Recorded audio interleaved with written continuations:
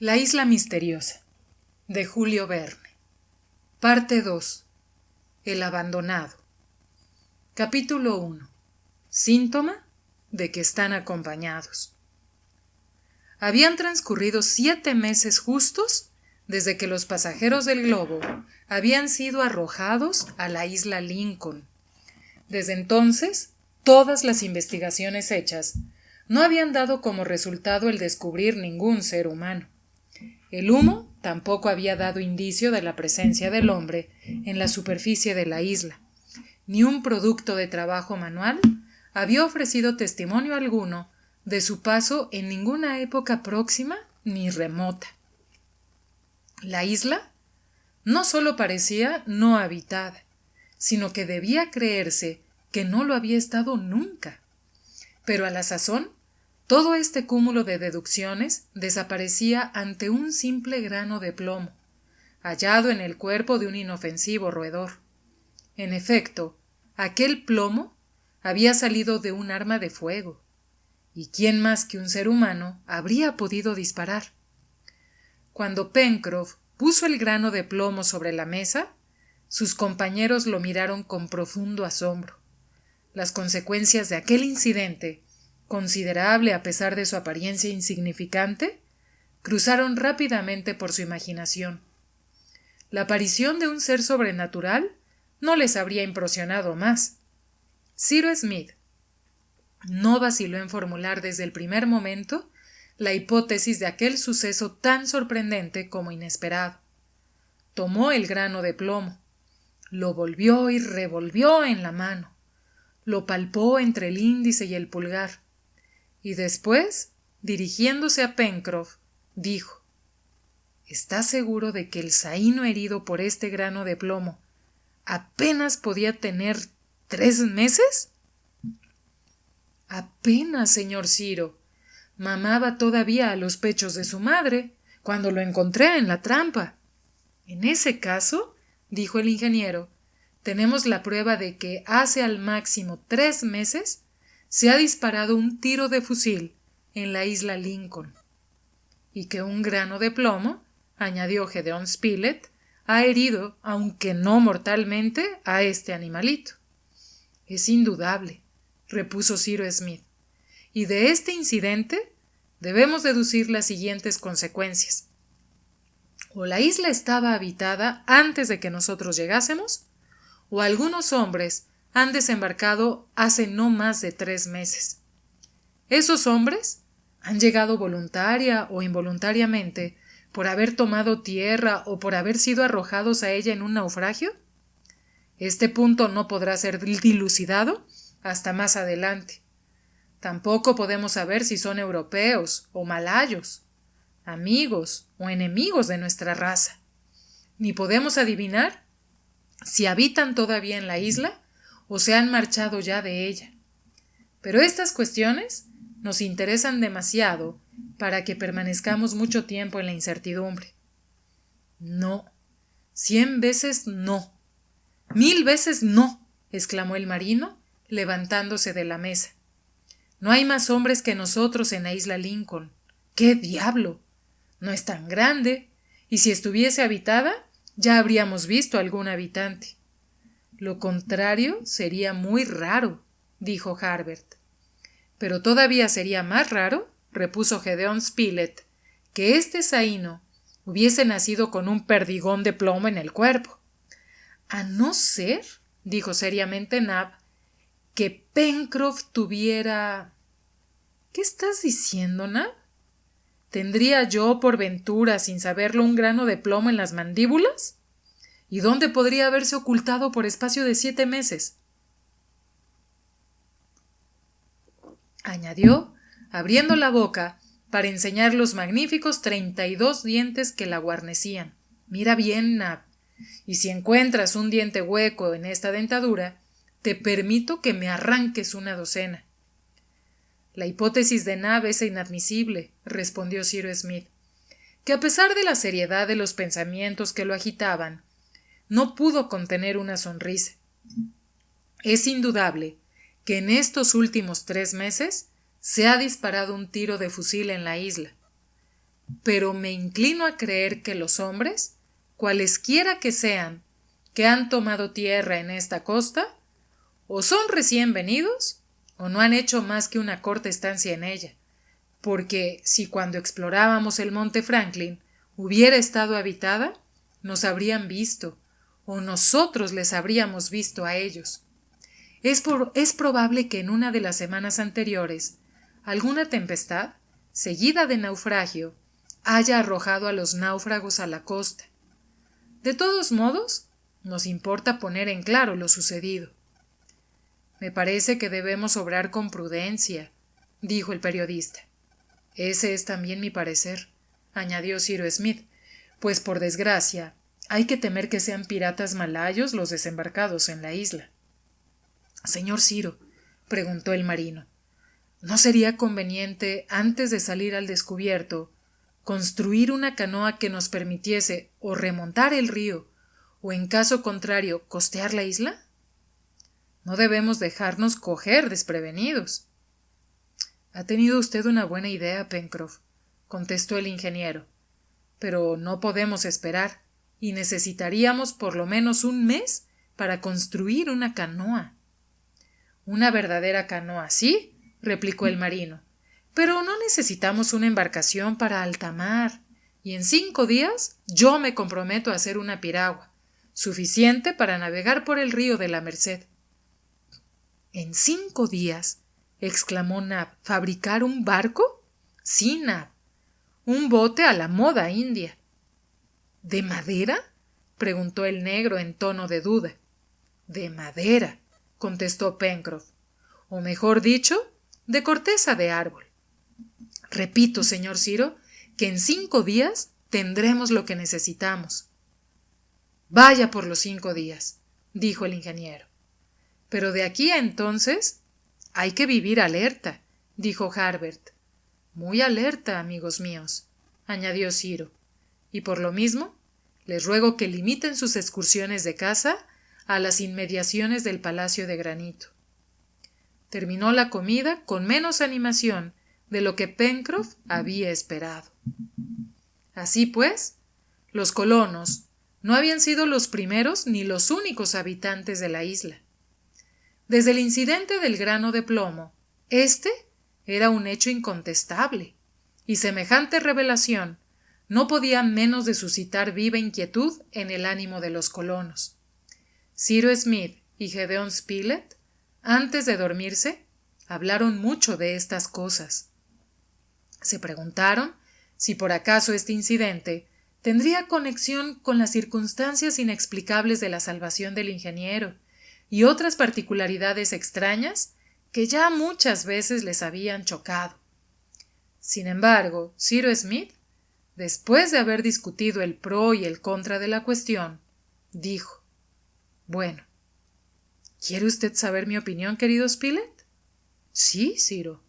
Pues bien, yo creo que por mucho que busquemos y por minuciosamente que exploremos la isla, no encontraremos nada. A la mañana siguiente, Pencroff puso manos a la obra. No se trataba de hacer una canoa con cuadernas y tablones de forro, sino solo un aparato flotante de fondo plano que sería excelente para navegar por el río de la Merced, sobre todo cerca de sus fuentes, donde el agua era poco profunda.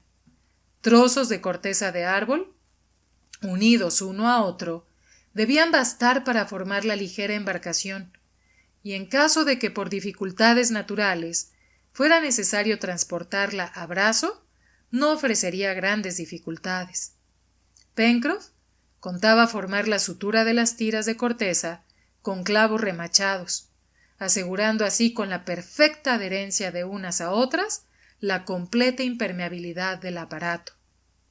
Había que elegir árboles cuya corteza flexible y consistente al mismo tiempo fuese a propósito para el objeto. Precisamente el último huracán había abatido bastantes dougláceas que convenían perfectamente a este género de construcción. Varios de esos abetos yacían en el suelo, y sólo había que descortezarlos, si bien esto fue lo más difícil, dada la imperfección de las herramientas que poseían los colonos, pero al fin se logró lo deseado. Mientras, el marino, secundado por el ingeniero, se ocupaba sin perder tiempo en esta tarea. Gedeón Spilett y Harbert no estuvieron ociosos. Se habían hecho proveedores de la colonia. El periodista no se cansaba de admirar al joven, que había adquirido una destreza notable en el manejo del arco y del venablo. Harbert mostraba también audacia, unida a esa serenidad que podría llamarse justamente la reflexión del valor. Por lo demás, aunque los dos compañeros de caza, teniendo en cuenta las recomendaciones de Cyrus Smith, no salieron de un radio de 2 millas alrededor del Palacio de Granito, las primeras rampas del bosque daban un tributo suficiente de agutíes, de cavialles, de canguros, de saínos, etc. Y si las trampas producían poco desde que había cesado el frío, al menos el conejal daba su contingente acostumbrado, y suficiente por sí solo para alimentar a toda la colonia de la isla Lincoln. Con frecuencia, durante estas cacerías, Harbert hablaba con Gedeón Spilett del incidente del grano de plomo y de las consecuencias que había sacado el ingeniero. Un día, era el 28 de octubre, le dijo: «Señor Spilett, ¿no le parece raro que, si han desembarcado algunos náufragos en esta isla, no se les haya visto por las inmediaciones del Palacio de Granito?» «Muy raro si están aquí todavía», contestó el periodista, «pero muy natural si se marcharon». «¿De manera que cree que han abandonado la isla?» «Es lo más probable, porque si su estancia se hubiera prolongado, y sobre todo si estuviesen aquí todavía, tarde o temprano, cualquier incidente nos habría dado indicios de su presencia». «Pero si han podido salir de aquí», observó el joven, «es señal de que no eran náufragos». «Cierto, Harbert, o por lo menos no eran náufragos provisionales. En efecto, es muy posible que un golpe de viento les haya arrojado a la isla sin obligarlos a dejar su embarcación, y que una vez calmado el temporal se hayan vuelto a hacer a la mar». «Hay que confesar una cosa», dijo Harbert. «El señor Smith parece temer, más que desear, la presencia de seres humanos en nuestra isla». «Así es, y con razón», contestó el periodista, «pues no creo que puedan frecuentar estos mares más que malayos, y esa gente es una compañía que se debe evitar». «Y no podremos encontrar un día u otro», dijo Harbert, «señales de su desembarco y tal vez obtener bastantes indicios para averiguar la verdad de este punto?» «No digo que no. Un campamento abandonado, una hoguera apagada, pueden ponernos sobre la pista, y eso es lo que buscaremos en nuestra exploración próxima». El día en que tenían esta conversación los dos cazadores, se hallaban en una parte del bosque inmediato al río de la Merced, y notable por la belleza de sus árboles. Entre ellos se levantaban a una altura de unos 200 pies del suelo algunas magníficas coníferas, a las cuales los indígenas de Nueva Zelanda dan el nombre de cauris. «Se me ocurre una idea, señor Spilett», dijo Harbert. «Si subiera a la cima de uno de esos cauris, creo que podría echar una ojeada por un radio bastante extenso». «La idea es buena», respondió el corresponsal, «pero ¿podrías trepar hasta la copa de uno de esos gigantes?» «Lo intentaré», repuso Harbert. El joven, ágil y diestro, se lanzó a las primeras ramas, cuya disposición facilitaba la subida, y en pocos minutos llegó a la cima de un cauri, que sobresalía entre la inmensa llanura de verdor formada por las ramas redondeadas de la selva. Desde aquel punto elevado, la mirada podía extenderse sobre la parte meridional de la isla, desde el cabo de la Garra, al sudeste, hasta el promontorio del Reptil, al sudoeste. Al noroeste se levantaba el monte Franklin, que ocultaba más de una cuarta parte del horizonte. Pero Harbert, desde lo alto de su observatorio, podía examinar precisamente toda la parte aún desconocida de la isla que había podido dar o daba en aquel momento asilo a los extranjeros, cuya presencia se sospechaba. El joven miró con atención. En el mar, primer objeto que atrajo sus miradas, nada se veía, ni una vela en el horizonte, ni en las calas de la isla. Sin embargo, como la frondosidad de los árboles ocultaba el litoral, era posible que hubiera algún buque, sobre todo si estaba desarbolado junto a tierra, y por lo tanto invisible para Harbert. En medio del bosque Far West tampoco se divisaba nada. Los árboles formaban una cúpula impenetrable de muchas millas cuadradas de superficie, sin un claro ni una hendidura.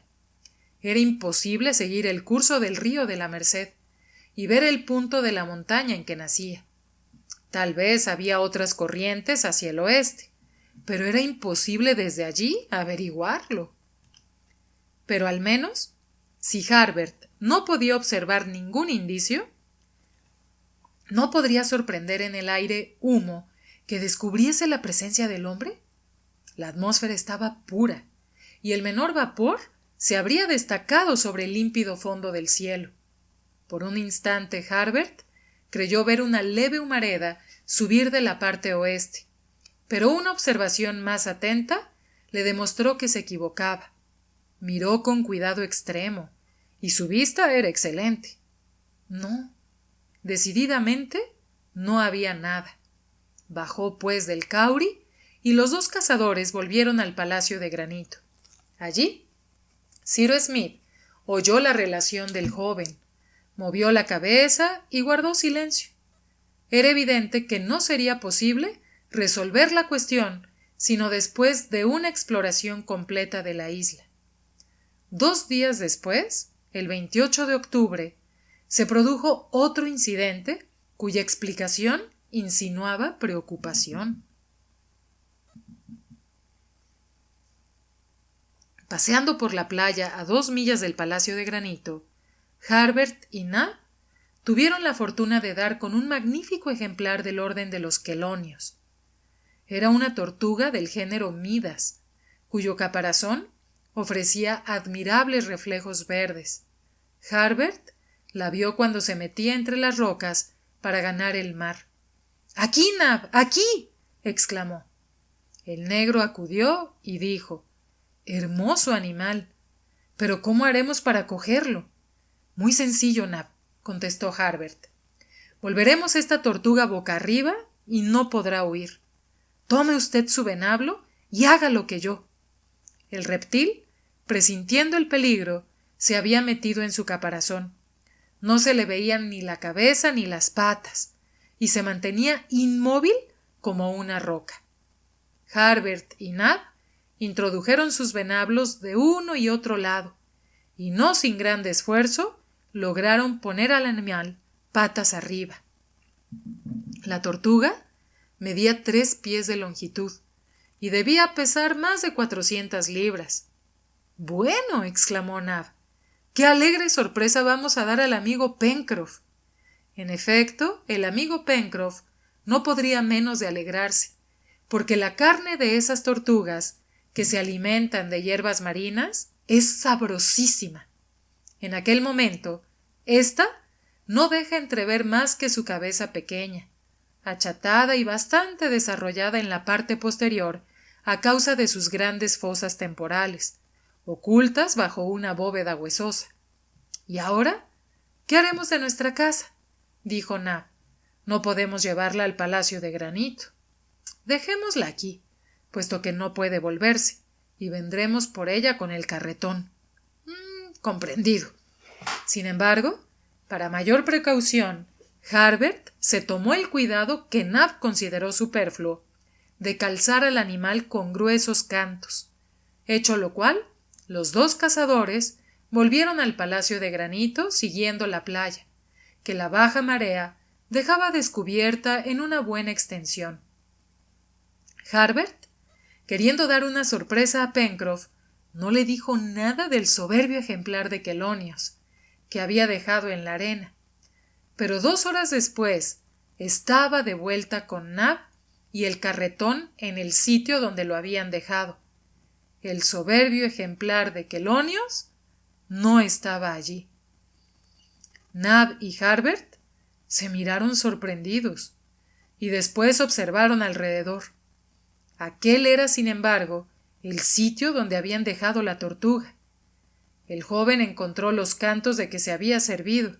Por consiguiente, estaba seguro de no haberse engañado. ¡Caramba!, exclamó Nab. Esos animales saben volverse a su posición natural. Así parece, repuso Harbert, que no comprendía la desaparición de la tortuga y contemplaba los cantos esparcidos por la arena. No creo que se alegre mucho Pencroff de este acontecimiento. El señor Smith me parece que tendrá alguna dificultad en explicarlo, pensó Harbert. Bueno, repuso Nab, que quería ocultar su contrariedad, no hablemos del asunto. Al contrario, Nab, hay que hablar de ello, dijo Harbert, y ambos volvieron con el carretón al palacio de granito.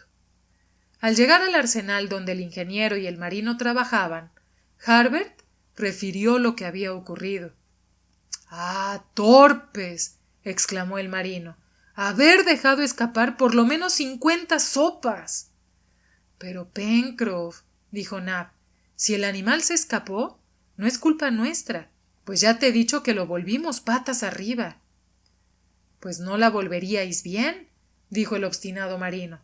Vaya si la volvimos, exclamó Harbert, y refirió el cuidado que había tenido de calzar con cantos el caparazón de la tortuga.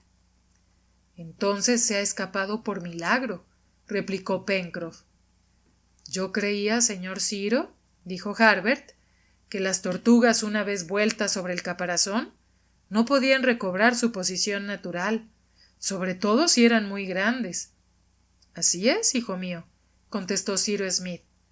Entonces, ¿cómo se explica?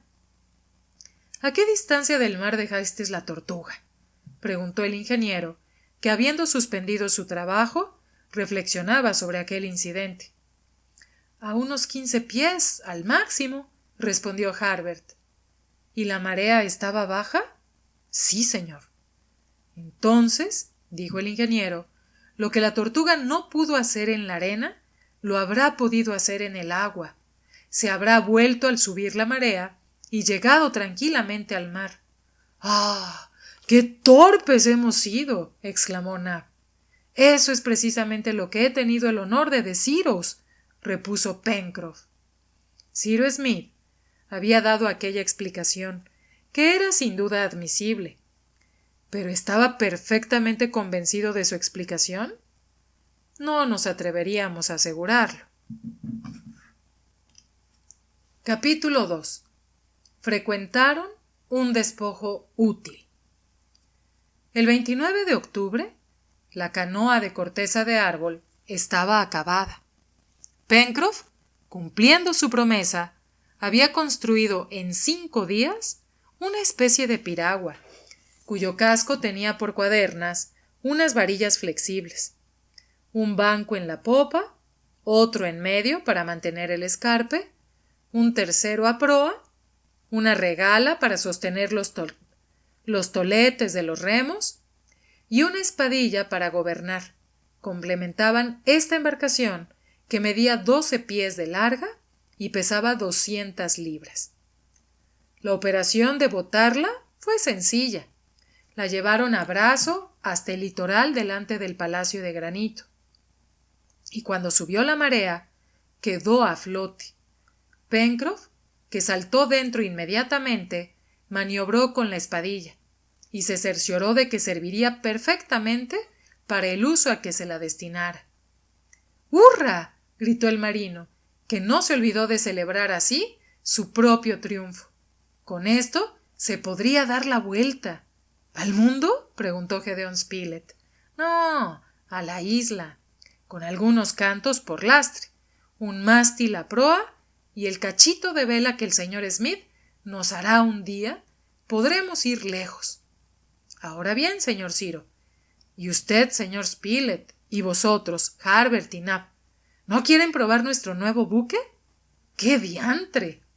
Es preciso ver si puede llevarnos a los 5. En efecto, había que hacer este experimento. Pencroff, manejando la espadilla, llevó la embarcación cerca de la playa por un estrecho paso entre dos rocas. Y se convino en aquel mismo día se haría la prueba, siguiendo la orilla hasta la primera punta que terminaban las rocas del sur. En el momento de embarcarse, gritó Nab: «¡Hace agua tu buque, Pencroff!».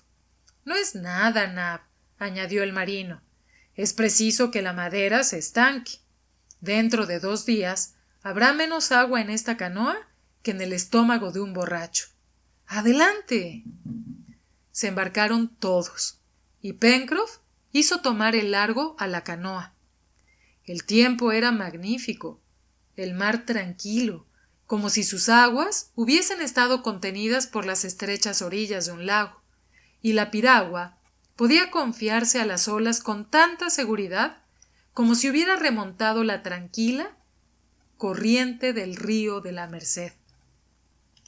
Nab tomó un remo, Harbert el otro, y Pencroff permaneció a popa de la embarcación para dirigirla con la espadilla. El marino atravesó primero el canal y pasó rasando la punta sur del islote. Una ligera brisa soplaba del sur. No había oleaje ni en el canal ni en alta mar, solo algunas largas ondulaciones apenas sensibles para la piragua, que iba muy cargada, hinchaban a intervalos regulares la superficie del mar. Se alejaron una media milla de la costa, de modo que pudiera verse todo el desarrollo del monte Franklin, y después Pencroff, virando de bordo, volvió hacia la desembocadura del río. La piragua siguió la orilla, que redondeándose hasta la punta extrema, ocultaba toda la llanura pantanosa de los Tadornes. Esta punta, aumentada por la curvatura de la costa, estaba a 3 millas del río de la Merced. Los colonos resolvieron no pasar más allá de lo puramente necesario para obtener una rápida vista del litoral hasta el cabo de la Garra. La piragua siguió, pues, la costa a distancia de 2 cables, evitando los escollos de aquel paraje, de que aquel paraje estaba sembrado y que la marea ascendente comenzaba a cubrir. La muralla iba deprimiéndose desde la desembocadura del río hasta la punta. Era una aglomeración de rocas de granito caprichosamente distribuidas, muy diferentes de la cortina que formaba la meseta de la Gran Vista y de un aspecto muy agreste. Parecía que se había descargado un enorme carro de piedras. No había vegetación alguna en aquella punta agudísima, que se prolongaba por espacio de 2 millas. A contar desde el bosque, semejante al brazo de un coloso saliendo de una manga de verdor. La piragua, impelida por los 2 remos, avanzaba sin trabajo. Gédéon Spilett, con el lápiz en una mano y el cuaderno en la otra, sacaba el dibujo de la costa a grandes rasgos. Nab, Pencroff y Harbert conversaban examinando aquella parte de sus dominios, nueva para ellos, y a medida que la piragua bajaba hacia el sur, parecía que los 2 cabos mandíbula cambiaban de lugar y cerraban más estrechamente la bahía de la Unión. Cyrus Smith no hablaba, miraba, y a juzgar por la desconfianza pintada en su rostro, parecía observar algún país extraño. Al cabo de 3/4 de hora de navegación, la piragua había llegado al extremo de la punta, y Pencroff se preparaba a doblarla, cuando Harbert, levantándose, señaló con la mano un punto negro, diciendo: «¿Qué es aquello que se ve allá en la playa?». Todos miraron hacia el punto indicado por Harbert. «Es verdad», dijo el periodista. Allí hay algo.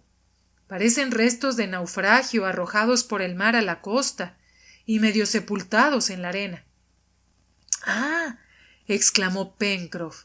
Ya veo lo que es. ¿Qué? Preguntó Nab. Barriles. ¿Barriles? Quizá llenos, contestó el marino. ¡A la orilla, Pencroff! Gritó Cyrus Smith.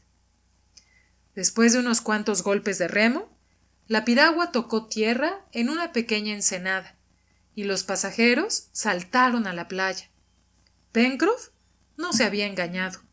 2 barriles aparecieron medio hundidos en la arena, pero sólidamente atados a un cajón que, sostenido por ellos, había flotado sin duda hasta el momento de encallar en la orilla. ¿Habrá habido algún naufragio en estos parajes de la isla? Preguntó Harbert. Evidentemente, contestó Gedeón Spilett. Pero, ¿qué hay en ese cajón? Exclamó Pencroff, poseído de una impaciencia muy natural. Está cerrado, y no tenemos con qué romper la tapa. Con una buena piedra. El marino levantó una piedra e iba a dar un fuerte golpe con ella en el cajón, cuando el ingeniero le detuvo diciendo: Pencroff, ¿puede usted moderar su impaciencia por 1 hora? Pero, señor Ciro, considere que tal vez dentro de este cajón hay todo lo que necesitamos. Pronto lo sabremos, Pencroff, repuso el ingeniero. Pero no rompa ese cajón. Puede sernos útil. Llevémoslo al Palacio de Granito, donde podremos abrirlo fácilmente sin romperlo. Está preparado para viajar, y puesto que ha flotado hasta aquí, podrá flotar un poco más hasta la desembocadura del río. Tiene usted razón, señor Ciro. Iba a ser un disparate, pero no siempre es uno dueño de sí mismo. El consejo del ingeniero era prudente. La piragua probablemente no habría podido llevar los objetos contenidos en aquel cajón, que debía ser pesado, pues se había juzgado necesario sostenerlo a flote por medio de 2 barriles vacíos. Valía más remolcarlo hasta el Palacio del Granito. Pero ¿de dónde venían aquellos despojos? Era una cuestión de suma importancia. Cyrus Smith y sus compañeros miraron atentamente alrededor y recorrieron la playa en un radio de muchos centenares de pasos, pero no se presentó a su vista ningún otro objeto extraño a los lugares que recorrían. Examinaron el mar. Harbert y Nab se subieron encima de una roca elevada, pero el horizonte estaba desierto. Nada se veía, ni un buque desamparado, ni una vela. Sin embargo, no había duda que había ocurrido un naufragio. ¿Este incidente tenía alguna conexión con el del grano de plomo? Quizás algunos náufragos habían tomado tierra en otro punto de la isla y estaban todavía en ella. De todos modos, pensaron los colonos que estos náufragos no podían ser piratas malayos, porque aquellos despojos eran americanos o europeos. Volvieron todos a donde estaba el cajón, que medía 5 pies de largo y 3 de ancho. Era de madera de encina y estaba cuidadosamente cerrado y forrado de cuero duro, mantenido por clavos de cobre. Los 2 grandes barriles, herméticamente tapados y vacíos, según indicaba el sonido, estaban atados a los lados del cajón por medio de fuertes cuerdas anudadas con nudos que Pencroff calificó inmediatamente de nudos de marinero. El cajón parecía hallarse en un estado de conservación perfecto, lo cual se explicaba por el hecho de haber chocado contra la arena donde había encallado y no contra escollos, y aún afirmarse, bien examinado, que no había estado mucho tiempo en el mar ni tampoco en la playa. El agua no parecía haber penetrado dentro y los objetos que contenía debían estar intactos. Era evidente que aquel cajón había sido arrojado al mar desde un buque desamparado que correría hacia la costa y que los pasajeros, con la esperanza de que llegaría a la playa y lo podrían recoger después, habían tomado la precaución de aligerar su peso por medio de un aparato flotante. Vamos a remolcarlo hasta el Palacio de Granito, dijo el ingeniero, y allí haremos el inventario de lo que contenga. Después, si descubrimos en la isla algunos de los presuntos náufragos que hayan sobrevivido a la catástrofe, lo entregaremos a sus dueños. Si no hallamos a nadie, nos lo apropiaremos, exclamó Pencroff. Pero, Dios mío, ¿qué habrá ahí adentro? La marea comenzaba a llegar hasta los despojos, que evidentemente debía flotar en plena mar. Se desató una de las cuerdas que sujetaban los barriles, la cual sirvió de amarra para unir el aparato flotante a la piragua. Después Pencroff y Nab cavaron la arena con sus remos para facilitar el movimiento del cajón, y pronto la piragua, llevándolo a remolque, comenzó a doblar la punta, a la cual se dio el nombre de punta de Pecio, por los despojos encontrados en ella. El remolque fue pesado. Los barriles apenas podían sostener la caja a flor de agua, por lo cual el marino temía que se desatara y se fuese al fondo.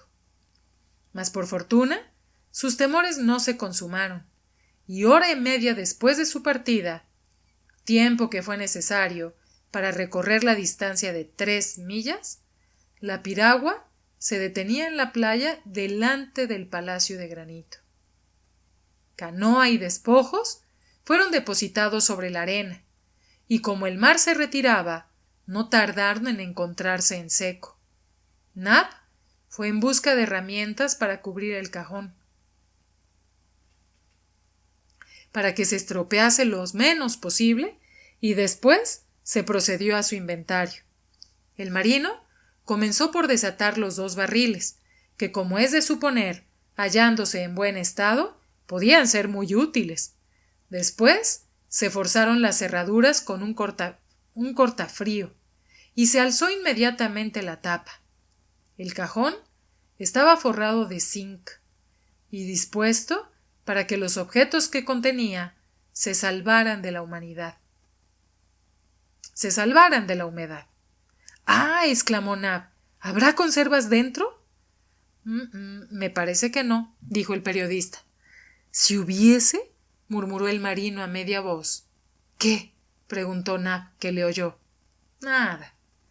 Recortaron la capa de zinc en toda su longitud, y recogidas ambas mitades sobre los costados del cajón, se fueron sacando y depositando sobre la arena varios objetos de diferente naturaleza. A cada nuevo objeto, Pencroff lanzaba nuevos hurras. Harbert palmoteaba y Nab bailaba, como un negro. Había libros, capaces de volver loco de alegría a Harbert, y utensilios de cocina, que Nab habría cubierto de besos de buena gana.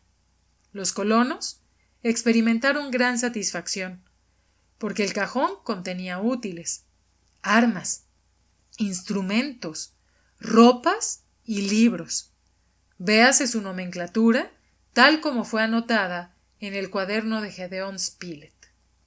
Herramientas: 3 navajas de varias hojas, 2 hachas para cortar leña, 2 hachas de carpintero, 3 cepillos de carpintero, 2 azuelas, un cortafrío, 6 escoplos, 2 limas, 2 martillos, 3 martillos, 3 barrenas, 2 taladros, 10 sacos de clavos y tornillos, 3 sierras de diversos tamaños, 2 cajas de agujas. Armas: 2 fusiles de chispa, 2 fusiles de cápsula, 2 carabinas de fuego central, 5 machetes, 4 sables de abordaje, 2 barriles de pólvora de 25 libras, 12 cajas de pistones. Instrumentos: un sextante, unos gemelos, un catalejo, una caja de agujas náuticas, una brújula de bolsillo, un termómetro Fahrenheit, un barómetro aneroide, una caja con aparato fotográfico, objetivo, placas, productos químicos, etc. Ropas. 2 docenas de camisas de tejido parecido a la lana, pero de origen vegetal. 3 docenas de medias del mismo tejido. Utensilios. Un perol de hierro, 6 cacerolas de cobre estañado, 3 platos de hierro, 10 cubiertos de aluminio, 2 ollas, un hornillo portátil, 6 cuchillos de mesa. Libros. Una Biblia, un atlas, un diccionario, 3 resmas de papel blanco, un diccionario de ciencias naturales en 6 tomos, registros con las páginas en blanco, «Hay que reconocer», dijo el periodista, después que se acabó el inventario, que el dueño de este cajón era un hombre práctico. Herramientas, armas, instrumentos, ropa, utensilios, libros, nada falta. Parece que esperaba naufragar y se había preparado de antemano. Nada falta, en verdad, murmuró Ciro con aire pensativo. Y seguramente, añadió Harbert, el buque que traía esta caja con su propietario a bordo no era un pirata malayo. A menos, dijo Pencroff, que tal propietario hubiera sido hecho prisionero por los piratas. Eso no es admisible, añadió el periodista. Lo más probable es que algún buque americano o europeo haya sido arrastrado por la borrasca a estos pasajes y que algunos pasajeros, queriendo salvar al menos lo necesario, hayan preparado este cajón y lo hayan tirado al mar. ¿Es esa la opinión de usted, señor Ciro?, preguntó Harbert. Sí, hijo mío, repuso el ingeniero. Han podido suceder así. Es posible que en el momento o en previsión de un naufragio los pasajeros hayan reunido en esta caja diversos objetos de primera utilidad con la esperanza de hallarlos después en cualquier punto de la costa. ¿Y hasta la caja fotográfica?, observó el marino en tono de incredulidad. En cuanto a este aparato, repuso Smith, no comprendo su utilidad. Y mejor habría sido para nosotros, como para cualquier cosa, otros náufragos. Un surtido de ropas más completo, o de municiones más abundantes. Pero no hay en esos instrumentos, ni en las herramientas, ni en los libros ninguna marca, ninguna señas que puedan indicarnos su procedencia, preguntó Gedeón Spilett. Convenía verlo. Cada objeto fue examinado cuidadosamente y minuciosamente, sobre todo los libros, los instrumentos y las armas.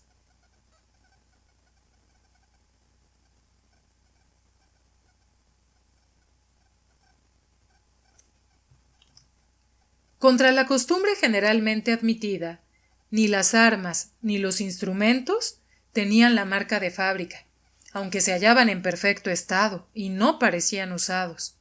Lo mismo se observa respecto a los utensilios. Todo era nuevo, lo cual demostraba que no se habían tomado aquellos objetos al acaso para meterlos en el cajón, sino, por el contrario, que se había hecho una elección meditada y su clasificación con gran cuidado. Esto lo probaba, además, la envoltura de zinc destinada a preservarlos de la humedad, que no habría podido prepararse y soldarse en momentos de consternación. En cuanto a los diccionarios de ciencias naturales y de lenguas polinesias, ambos eran ingleses, pero no tenían nombre de editor ni fecha de publicación. Otro tanto se observaba respecto de la Biblia. Era un tomo impreso en inglés, notable desde el punto de vista tipográfico, y que parecía haber sido hojeado muchas veces. Por último, el Atlas era una obra magnífica, que contenía los mapas de todos los países del mundo y varios planisferios, levantados según la proyección de Mercator, con la nomenclatura en francés, pero igualmente sin nombre de editor ni fecha de publicación. No había, pues, en ninguno de los objetos señal que pudiera indicar su procedencia, nada, por consiguiente, que pudiera servir para adivinar la nacionalidad del buque que en época reciente debió de haber pasado por aquellos pasajes. Pero aquel cajón, viniera de donde viniese, enriquecía a los colonos de la isla Lincoln. Hasta entonces, transformando los productos de la naturaleza, lo habían creado todo por sí mismos, y merced a sus inteligencias fueron vencidas las dificultades. Pero a la sazón, la providencia parecía haber querido recompensarlos, enviándoles aquellos diferentes productos de la industria humana. Así pues, elevaron unánimemente al cielo sus acciones de gracias. Sin embargo, uno de ellos no estaba absolutamente satisfecho. Era Pencroff. Parecía que en el cajón faltaba una cosa que él deseó haber encontrado. A medida que iban saliendo los objetos, disminuía la intensidad de sus anchuras. Disminuía la intensidad de sus hurras, y concluido el inventario, se le oyó murmurar estas palabras: «Todo esto es muy bueno, pero ya veréis que no hay nada para mí en ese cajón». Le oyó Nab y le preguntó: «Pencroff, ¿qué esperabas encontrar para ti?» «Media libra de tabaco», contestó Pencroff, «y entonces mi felicidad habría sido completa». Los circunstantes se rieron al oír la observación del marino. De aquel descubrimiento del cajón resultaba necesario hacer una exploración detenida de la isla. Se convino que al día siguiente, al amanecer, se emprendería la marcha subiendo el curso del río de la Merced hasta llegar a la costa occidental. Si en aquel punto de la costa habían desembarcado náufragos, se podía esperar que se hallasen sin recursos y había que socorrerlos. Durante el día fueron trasladados al Palacio de Granito los diversos objetos y colocados ordenadamente en el salón. Aquel día, 29 de octubre, era precisamente domingo, y antes de acostarse, Harbert rogó al ingeniero que les leyese algún pasaje del Evangelio. «Con mucho gusto», dijo Cyrus Smith, y tomando el libro sagrado, iba a abrirlo cuando Pencroff le detuvo diciendo: «Señor Ciro, soy supersticioso. Abra usted al acaso y léanos el primer versículo con que tropiece su vista. Veremos si puede aplicarse a nuestra situación». Cyrus Smith se sonrió. Al oír la reflexión del marino y accediendo a sus deseos, abrió el Evangelio precisamente por un sitio donde había un registro que separaba las páginas. Se fijaron sus ojos que en una cruz roja, hecha con lápiz, que estaba al margen del versículo 8 del capítulo 7 del Evangelio de San Mateo. El versículo decía así: «Todo el que pide, recibe, y el que busca, encuentra».